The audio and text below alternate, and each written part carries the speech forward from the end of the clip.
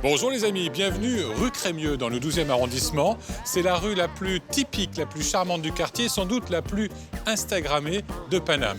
Nous sommes à 2 pas de la gare de Lyon, du viaduc des Arts et de la place d'Aligre, connue pour son marché très populaire. Alors c'est un quartier qui se boboise, comme beaucoup dans Paname, mais vous allez voir qu'il a su garder un côté bon enfant, heureux et coloré. Allez, suivez-moi, on est parti pour un nouveau numéro de Paname.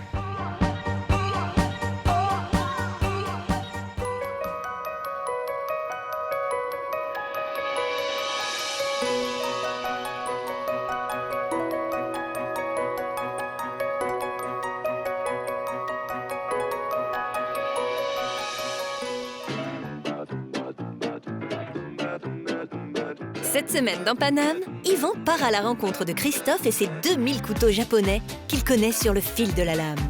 Ce passionné nous livre les secrets d'un savoir-faire ancestral et initiera Yvan aux techniques d'affûtage. Au Japon, l'affûtage est un art à part entière. C'est-à-dire que c'est le complémentaire de la forge. Avec Frédéric Gersal, on se replongera dans le patrimoine historique de la RATP sur les rails de la mythique Voie des Finances. Mais est-ce qu'il y a des hold-up sur cette Voie des Finances? Alors non, en fait, il y a des cinéastes qui y ont pensé. Et sinon, on volait un bus? Mais vous êtes fous. Yvan ira à la Fabrique Nomade, un lieu unique dans Paname. Niché sous le viaduc des Arts, cet espace est un lieu de formation et d'intégration pour des réfugiés qui ont dû quitter leur métier en même temps que leur pays. On intègre des personnes qui ne parlent pas du tout français, ni même anglais. En fait, c'est le langage des mains. Yvan poussera les portes de la Tropicale, un glacier qui propose un tour du monde des parfums originaux, conçu par Titan, la propriétaire. On a envie de dire, venez avec nous en voyage. Ouais. Qui est prêt à monter dans le bateau? C'est une petite boule de glace, quoi. C'est même pas un gros billet d'avion. Mais pour commencer, allons prendre le pouls du quartier sur le marché d'Aligre à la rencontre de Zora, marchande de primeurs et de bonne humeur. Et c'est parti pour le show! C'est parti, tout le monde est chaud! Allez les enfants, 1 euro la banane, 1 euro la banane bio! Salut Zora! Bonjour Yvan! Comment ça va? Ça va très bien! Bon alors les bananes, comment elles se portent ce matin? Ah ben moi, c'est toujours... on est les rois de la banane parce qu'on offre aux clients une variété de bananes, à savoir banane classique, banane fressinette, la mini banane. Ouais, ça c'est Banane laquelle bio, ça? Fressinette. Elle vient d'Équateur, sinon j'ai de la banane bio et toujours au même prix. C'est-à-dire? 1 euro. Pas cher. Hein. Ah non, c'est pas cher. Mais à Ligre, c'est ça, hein. On te connaît toi ici pour les bananes? Oui, en toute Essentiellement. modestie. En Ouais, toute modestie. Allez les enfants, on y va, 1 euro la banane, 1 euro la banane bio. On allume le feu là. Allumez le feu. Allumez le feu.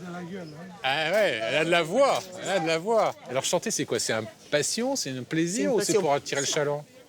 Bah, les trois. Les trois? Les trois en même temps. C'est, je voulais me distinguer de mes confrères qui appellent à la criée un peu plus fort que moi. Oui, parce que là c'est calme. Oui, mais le dimanche, ah oui, dès le dimanche, pas tout le comme monde, ça. tout le monde s'égosille. Hein. Allez, on est là pour faire les fous, on est là pour boire un coup, et pour se reboire un coup, et pas payer nos verres pour boire un coup. Et je dirais même un bon coup. Vous chantez aussi, madame? Entre nous, dans les balles populaires, sur les balles populaires. Bravo, madame. Vous venez chanter avec Zora? Ah oui, moi je l'adore. C'est vrai? Ah oui, je l'adore. Vous connaissez depuis combien de temps maintenant? On compte plus. Délice. C'est-à-dire, et vous êtes une habituée du marché? Ah oui. Ça, c'est un marché vivant que j'adore. C'est votre quartier? Pas du tout. Pas du tout, vous venez? Ben, vous savez que quand on a une petite retraite, on fait des kilomètres pour trouver des prix à ceux-là. D'accord. Et vous venez d'où? De Vincennes, monsieur. D'accord, C'est les sur la bourgeois. ligne. Allez, bonne journée, madame. Allez les enfants, 1 euro le kilo de banane, seulement dirais-je. Qu'est-ce que tu aimes bien dans ce marché, justement? Le fait de rencontrer des personnes qui sont tous d'un milieu différent, on ne sait pas s'il est avocat ou autre chose, et puis on parle en toute simplicité. Bonjour monsieur, dites-moi, qu'est-ce que vous voulez? C'est 1 euro le kilo? Oui, ça va ça? Oui, ça va. Un peu plus monsieur, je crois qu'il y a 1,10 € ou... On se connaît depuis 10 ans. Hein. Oh, plus, madame. Non, parce que j'ai commencé ici en 2008. Oui, 12 ans, quoi. Je suis toujours dans le quartier depuis plus de 40 Mais ans. ça me fait plaisir de vous voir. Depuis 40 ans maintenant? Oui, monsieur. Et je ne veux déménager pour rien au monde. Tant mieux. J'ai des amis qui viennent du sud, je suis du Pays Basque, Biarritz, Bayonne et tout ça. Quand ils me voient comme ça, ils disent, c'est pas possible. On a l'impression qu'on est comme en province. Ils avaient une image de Paris où les gens ne se parlent pas, tout le monde est stressé, vous voyez. Et quand ils me voient discuter le boulanger avec le commerçant du quartier, tout ça, ils me disent, mais c'est pas possible. Mais Paris, Aujourd'hui, 1 euro le kilo. c'est des villages, Paris. Ce sont des villages, absolument. Allez, les enfants, 1 euro le kilo de banane, seulement, dirais-je. Et alors, quand ça débite vraiment, tu vends jusqu'à combien de kilos de bananes par... Le dimanche, Ouais, le 2000. dimanche. 2000, On est arri- ouais, 2000 c'est kilos 2000 kilos. 2 tonnes de Ouais. bananes. Et puis on est arrivé à vendre 1500 melons en une seule journée. Et non seulement ici, c'est pas cher, mais il faut savoir qu'à la fin du marché, vous Le bradez dimanche, pas, vous donnez... en fin de semaine, Ouais. En fin de semaine, à partir de midi, on commence à baisser les prix. Par exemple, la banane ne se conserve pas jusqu'au mardi. Alors, inutile de la conserver pour la jeter le mardi. Donc, on baisse au maximum. Et ce qui reste, les invendus, on les donne. Oui, effectivement. Bah écoute, Zora, je vais te laisser à tes clients. Merci. Bah, je te laisse bosser. Allez, on se quitte avec une chanson d'Aznavour. Je me voyais déjà Bah voilà. en haut de l'affiche, en 3 fois plus gros que n'importe qui, mon Salut, nom Zora. s'étalait. Je me voyais déjà adulé et riche, signant des photos aux admirateurs qui se bousculaient. At first I was afraid, I was petrified. I kept thinking. Le Japon et la France ont en commun la passion pour la gastronomie. Le couteau, outil de base, en est le lien. Juste derrière la halle de la place d'Aligre, on retrouve Christophe qui affûte et vend des couteaux hors du commun. De véritables œuvres d'art. Get along and so you're back from outer space. Salut Christophe. Salut Yvan, Waouh. bienvenue. Merci, belle collection. Ouais. Dis-moi, pour un petit cuisinier amateur comme moi, il faut combien de couteaux? Je dirais un minimum 2. Il faut un grand, un petit, et c'est au choix de l'utilisateur de savoir avec lequel il va se sentir le plus à l'aise. Ok, un petit comment? Concrètement, ça donne ça. Les petits, on peut considérer que celui-ci est le plus petit, c'est celui qu'on appelle communément le couteau d'office. Ça sert à quoi? Ça permet de tourner une tomate, éplucher le cas échéant. Et après un grand, un plus grand. Alors, le grand, ensuite, il va être à choisir parmi ses éminceurs. C'est vrai que le couteau de chef, Couteau de chef. on voit un peu partout, communément, hein, qui est très anguleux, donc il va permettre de travailler sur tout un tas de différents gabarits en rebond sur la planche. Ouais. En revanche, celui-ci, là, c'est un tranche-lard chez nous, donc on s'en servait vraiment pour trancher de là, un couteau de boucher, hein, quasiment. Au Japon, c'est plus un couteau pour travailler le poisson.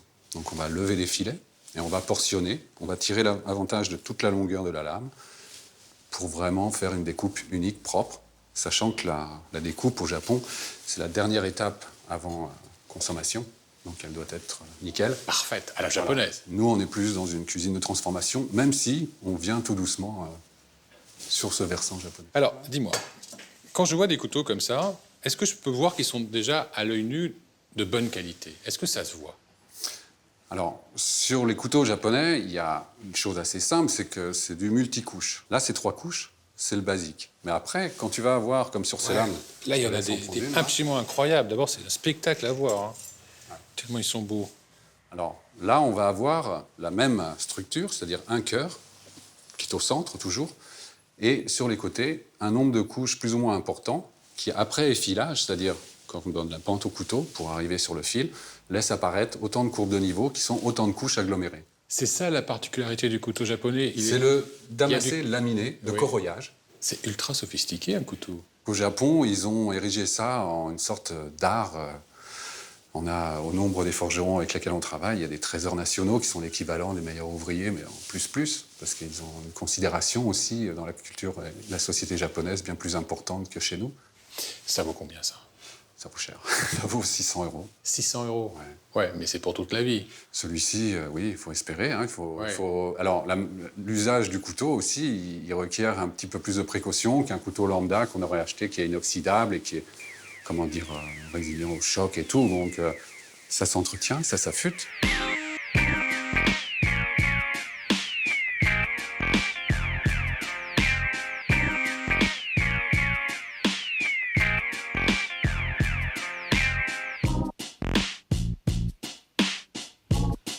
C'est un peu la clinique du couteau ici. On reçoit des couteaux peu partout. Ça aussi, c'est tout un art. Il n'y a pas que les fabriquer, il y a aussi les affûter et les Aiguisé. aiguiser. Alors, C'est pas la même chose. Non, le distinguo, il réside essentiellement dans le fait qu'affûter consiste à refaire un fil, donc enlever de la matière pour recréer l'affût du couteau. L'aiguisage va consister à entretenir cette étape-là. Et là, tu vas faire quoi, alors? Là, de l'affûtage. L'affûtage. Tu vois, ce couteau, il est ébréché, il est à force d'usage, il est un peu endommagé. Donc là, on est obligé vraiment d'enlever un peu de matière pour bien refaire quelque chose d'homogène et de tranchant. Là, on a un petit dispositif avec une pierre d'affûtage. Ce sont des pierres en céramique qui sont calibrées. C'est comme le papier de verre. On va travailler en montant et en descendant alternativement. Donc là, je vais lisser la lame et ici, je vais couper la lame. Je peux juste prendre ta place et que tu me Ouais, montres bien comment sûr, il faut bien faire. sûr, Parce bien que je sais que tu enseignes aussi, hein, quand Oui. la période est favorable, l'art d'affûter. Alors d'abord, il faut mouiller. Voilà. Alors, une première chose qu'on enseigne souvent, on va considérer que le couteau, c'est comme une raquette de tennis. Tu vas avoir un coup droit qui va être comme ça Et un revers. pour travailler, et le revers où tu vas venir mettre ta main en opposition ici. D'accord. Voilà. Là, on Donc va travailler le coup droit. Le coup droit, allez.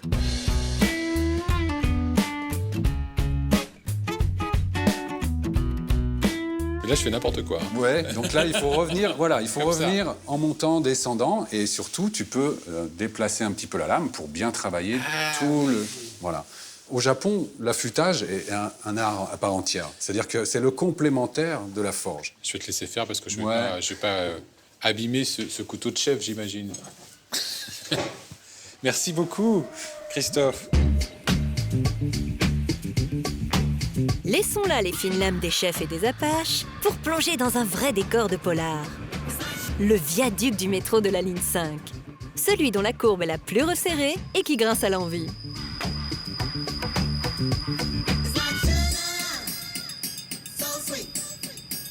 Alors, je me demande bien pourquoi Frédéric Gersal m'a donné rendez-vous dans ce square qui est loin d'être le plus beau de Paname, puisqu'il est coincé entre le pont d'Austerlitz, le métro, et devant l'Institut médico-légal, qu'on appelle plus communément la morgue. Enfin, il doit avoir une bonne raison. D'ailleurs, je le vois qui s'agite là-bas, je vais le rejoindre. Venez, venez! Ah, mon cher Yvan. Frédéric, Ah!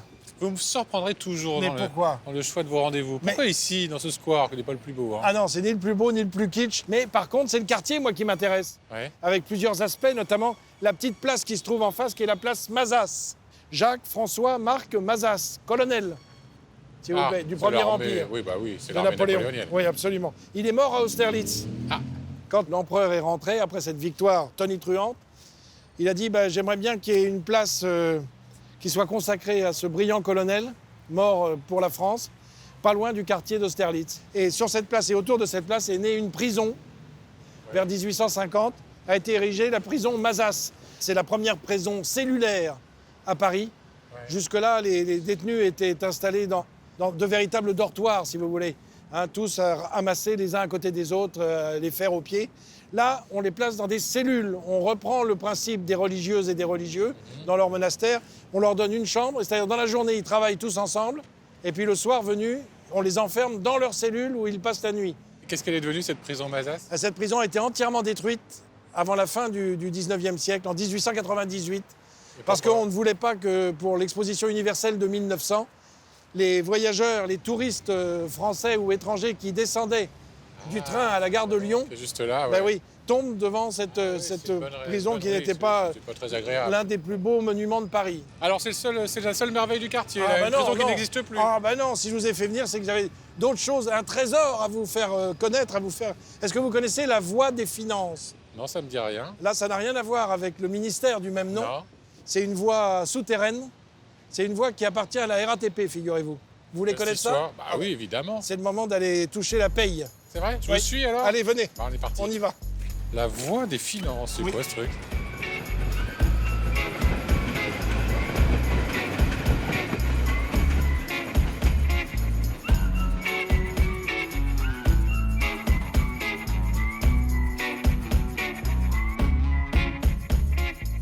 Ah, Frédéric, vous me vendez encore du rêve. Ah, j'adore Je ça. m'attendais à une voie des finances et tout au plus, je vois quoi? Une voie de bus. Ah oui, si vous voulez. Mais c'est parce que nous sommes au-dessus. Ah. Elle est inaccessible. Ah bon? Ah oui, on ne veut pas nous la montrer. Mais elle existe toujours. Elle ne sert plus, pour tout vous dire. Mais en elle fait, a servi. Elle a servi. Et vous savez que chaque station du métro, vendant ses billets, sa billetterie, évidemment, il y avait des revenus, évidemment, il y avait des finances, et il fallait chaque soir venir ramasser la recette du jour. Et c'était la dernière rame de chaque ligne qui partait du terminus et on Avec disait, les cassettes. mais qui ramassait les cassettes au fur et à mesure. C'est-à-dire, au fur et à mesure qu'elle avançait, de station en station, les chefs de station descendaient sur le quai et attendaient avec leur boîte à finances. Puis, au fur et à mesure que la rame croisait d'autres rames, d'autres lignes, finalement, il ne restait que 2 rames, celle de la ligne 1 et celle de la ligne 5.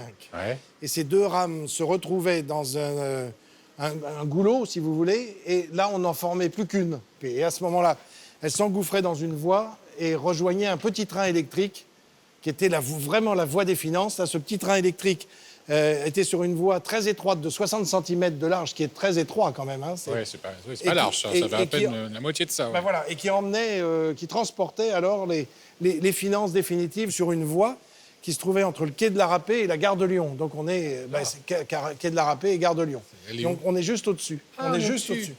Et il y avait des coffres-forts? Oui, il y avait des coffres-forts. Après, il s'arrêtait à un quai définitif, ce petit train électrique, où là, on descendait ça dans des coffres-forts avec des portes blindées. Enfin, tout était évidemment préparé pour. Et ça a duré jusqu'en 1967. Ça a duré une trentaine d'années. Mais est-ce qu'il y a des hold-up sur cette voie des finances? Alors non, pas à ma connaissance. Ça aurait pu donner des idées.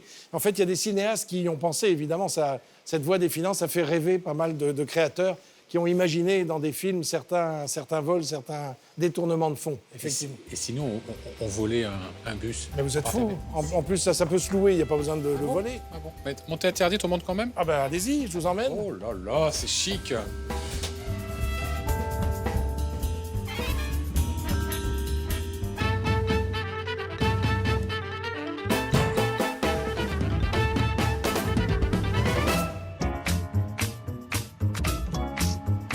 Ce n'est pas en bus mais en trottinette qu'Yvan rejoint la fabrique nomade.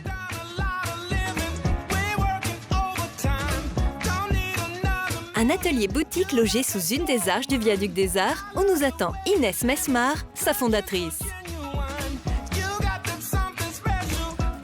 Inès, qu'est-ce que c'est exactement la fabrique nomade? Alors, la Fabrique Nomade, c'est une association qui agit pour l'insertion professionnelle des artisans réfugiés, donc émigrants, donc des artisans d'art. En fait, la grande difficulté qu'ils rencontrent, c'est leur expérience professionnelle dans leur pays n'est pas reconnue ici. Donc, ils sont face à ce frein-là. Toute expérience à l'étranger n'est pas reconnue. Donc, ici, c'est un démarrage de fait à zéro.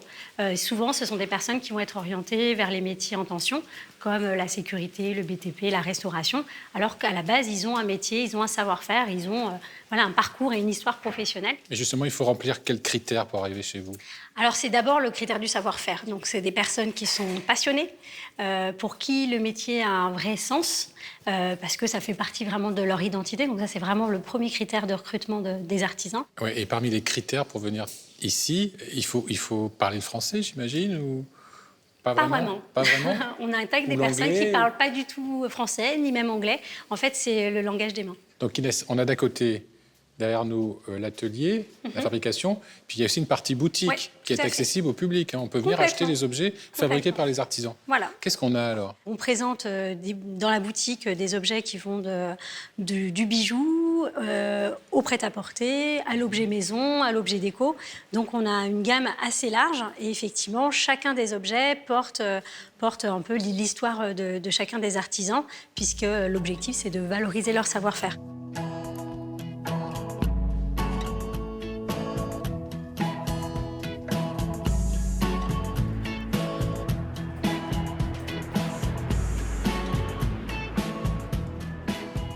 Il y a un atelier, donc bijoutière. Oui. Bijoutière, parce que là, c'est une bijoutière, ce sont 2 femmes.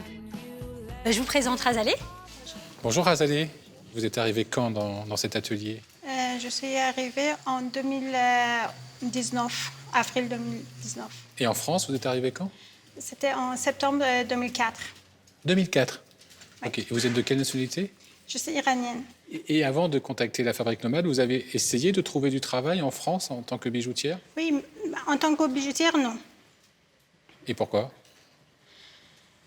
Parce que j'avais pas la confiance en moi et je pensais que j'ai tout perdu, en fait. J'ai regagné ici, dans cette formation à la fabrique nomade, c'était ma confiance tout d'abord. Et après le passage dans la fabrique nomade, vous allez faire quoi? Vous avez déjà une idée? Je suis en train de faire mon entreprise. Ok, bah super, je vous souhaite une bonne chance et que ça marche. Can you take a leap of faith? Will you face the change of pace? Je vous présente Anna Karina, qui vient du Venezuela. Qu'est-ce que vous faites là? J'utilise la technique du flame painting, Cooper. Flame painting. Oui, c'est la peinture à la flamme. Peinture à la flamme. Ça permet de faire quoi exactement le flame painting? Color. Ah d'accord. L'oxydation avec feu, pas peinture. Je peux juste essayer? Bien sûr. Alors je prends ça comme ça. Uh-huh. Et alors là je suis censé faire quoi? Montre-moi. Juste comme ça? Comment? Oui, oui. Tout doucement. Doucement, oui. Waouh. Donc il faut être très très patient alors. Oui, et patience.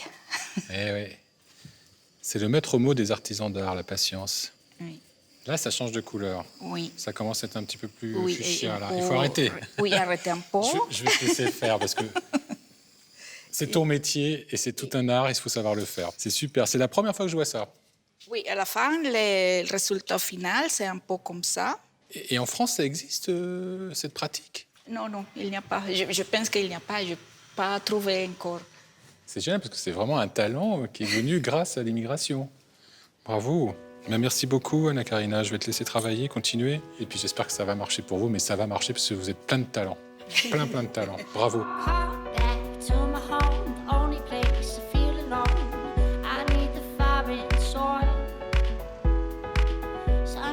Pour clore notre balade autour du quartier d'Aligre, Yvan a rendez-vous maintenant avec Titan, qui vient de s'installer derrière cette façade bleu lagon.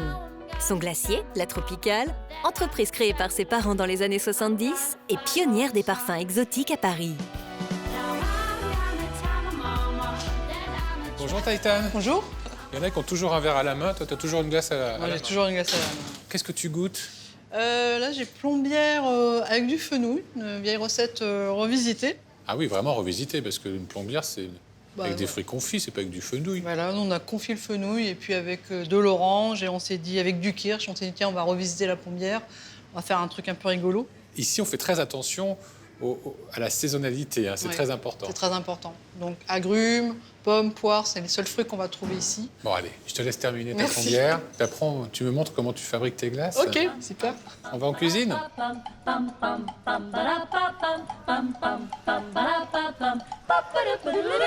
On va faire quoi, là? Non, allez, explique-moi. On va faire Bon, là- quelle glace on va faire, là? Là, on va te montrer comment on fait le sorbet pomme shiso. Et là, on a une pomme rainette de fin de saison. La rainette du Mans. Mais la rainette du Mans, Ah exactement, magnifique. Très bonne pomme. Donc du coup, elle a un peu d'acidité, Oui. c'est ce qui nous intéresse dans ce sorbet-là. Et ça, c'est quoi? Donc le shiso, c'est une herbe qu'on retrouve au Japon, mais aussi au Vietnam. Tu veux que les gens voyagent, découvrent, sortent des sentiers battus Voilà, c'est ça. en mangeant tes glaces. C'est un état d'esprit voyageur. Et en fait, quand on fait un autre petit voyage à travers la création d'une recette, on a envie de dire, bah, venez avec nous en voyage. Ouais. Qui est prêt à monter dans le bateau? C'est une petite boule de glace, quoi. C'est même pas un gros billet d'avion à 15 000, quoi. Allez, qu'est-ce qu'on fait, là? On Donc mixe? là, on va faire le jus. Bah, allez, vas-y. C'est parti.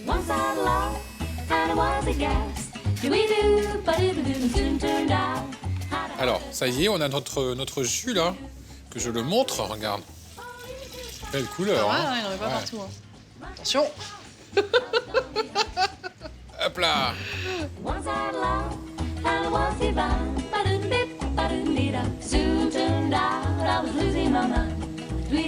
Donc ça donne cette espèce de... Ah oui, là on voit le côté pâte Donc on sucrée. voit les petites du shiso. Ouais. C'est un côté caramélisé, mais bon, c'est parce que la pomme s'oxyde. Là, ça te plaît? Ah oui, oui. Et en fait, C'est- après, elle va s'éclaircir au turbinage. Love is so confusing, there's no peace of mind. If I fear I'm losing you, it's just no good. You tease Et là, il faut combien de temps pour arriver à faire cette glace, là? Là, on en a à peu près pour 15 minutes. Ah oui, ça va vite. Ben, on va attendre, hein. On va attendre avant de te déguster. once I loved and I was a guess. Ouh, voilà ce qu'on a préparé. Ça, c'est la glace qu'on vient de faire. Enfin, Voilà. qu'on vient de faire, que Naomi vient de faire. Que Naomi vient de faire. Des fois, si elle me plaît pas, je me dis, tiens, on va peut-être la changer. Ah oui. Ah, le goût de pomme, incroyable. Mais c'est un peu la pomme qu'on mange sous le pommier, ça. C'est ça. Voilà. Merci beaucoup. Avec grand Taïtan, plaisir, c'était un c'était vrai sympa. bonheur. Merci à vous de nous avoir suivis pour cette balade extraordinaire dans ce quartier qui est très sympa quand même. Ah ouais, très joli quartier. En tout cas, vous pouvez voir ou revoir cette émission sur notre site internet france3.fr, venir me parler sur les réseaux sociaux. On se retrouve la semaine prochaine pour une nouvelle balade dans Paname. Et moi, j'ai une mission, c'est de terminer la glace. Ça peut être trop difficile normalement. Je vais y arriver. Bonjour les amis, bienvenue rue Crémieux dans le 12e arrondissement. C'est la rue... Oh merde, Ça déménage. je sais pas si ça me va. Pourquoi pas, hein, on peut toujours essayer. Allez, on est parti pour ce... Non, ça va pas, je dis n'importe quoi.